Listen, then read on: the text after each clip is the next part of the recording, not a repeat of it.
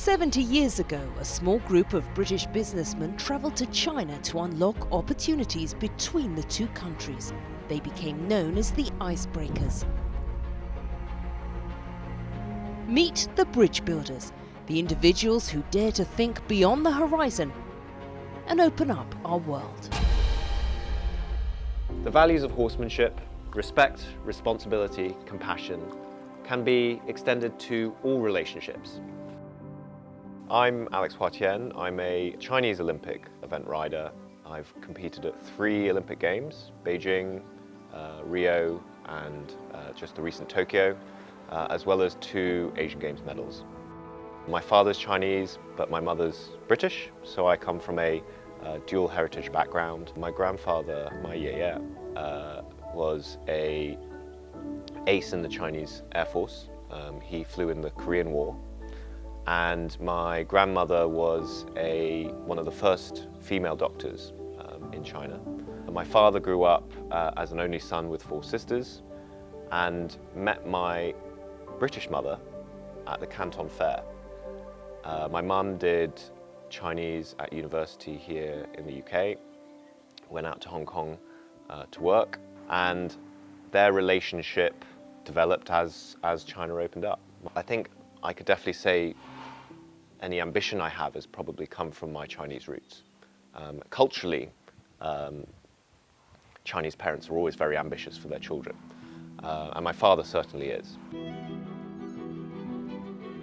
My mum came from a very traditionally British horsey family. Growing up in Beijing, I spent most afternoons with my mum at the stables, starting to ride when I was 4 years old. So for me, it was a very, very horsey upbringing, just in lots of different parts of the world.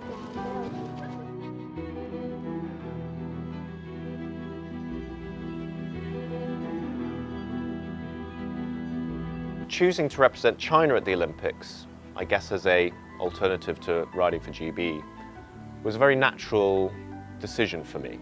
I felt personally that riding for China was the right thing for me, and I was excited by the idea of riding for a country that had never had representation in that sport before.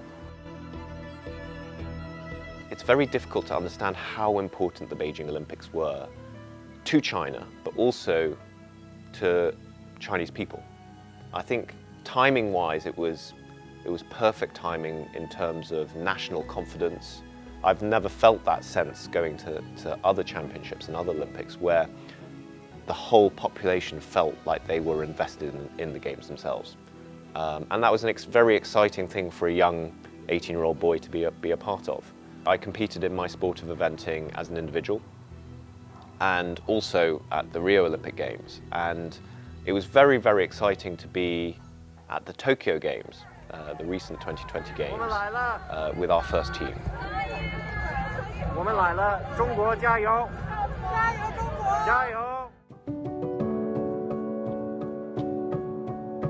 There are endless challenges of working with horses. You're working with big, powerful, emotional animals that have over millions of years evolved to run away from you. And somehow you have to work with them day in, day out, trust one another to a point where you're able to challenge yourselves as a partnership. Come on. Come on. You're looking for that perfect moment of partnership. That sense and feeling of having this big, powerful animal working with you to achieve your joint goals is incredible. The promotion of equestrian sport in China is something that not only do I have a sense of responsibility for, but I'm very, very passionate about. China has a huge history and connection with the horse that we've lost, that we have an opportunity to regain. But also for modern Chinese society, for myself, growing up with horses as a child, I understand what it's given me in terms of character education, in terms of opportunities. We have the horsemanship program, which gives children from all backgrounds an opportunity to meet horses and to understand what the values of equestrian sport and equestrianism. It's about the respect, responsibility and compassion that you need to build that trust and partnership. Equestrian sports is very beautifully placed within China to be able to grow.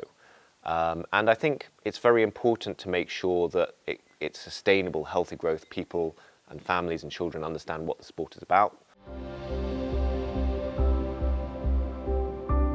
China is a huge, diverse, very complex, very old culture. China is developing very quickly. It is a difficult place to understand. I'm half Chinese and I don't understand it sometimes. Respect, responsibility and compassion. It's quite clear that those values are not just the values you need to develop a relationship with a horse. They're also the values behind humanity. And I think if we, as a society, can learn to deal with difficult issues and different cultures and people with different backgrounds in the same manner, with the respect, responsibility and compassion that you need for horsemanship, I think relationships between different cultures, different peoples, different nations will be in a very different place to where it is nowadays.